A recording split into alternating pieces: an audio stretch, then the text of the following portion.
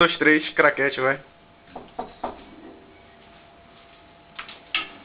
Cadê Xoxó? Xoxó tá aí? Xoxó era um grande batuqueiro, tocava o seu timbal o ano inteiro. Aí, Mas peraí. certo dia Xoxó partiu, silenciando os tambores do Brasil. Que triste. Foi só tristeza, foi só lamento. A saudade tava grande demais. Mas que beleza, aquele momento que Xoxó voltou pra alegrar os carnavais. Onde é que tá Xoxó, gente? Olá! 1, 2, 3 e...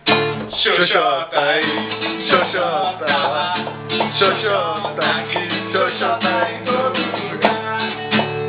Xoxó tá animando de novo, Xoxó tá alegrando esse povo, Xoxó tá aceitando no busão, Xoxó tá balançando no meio da multidão.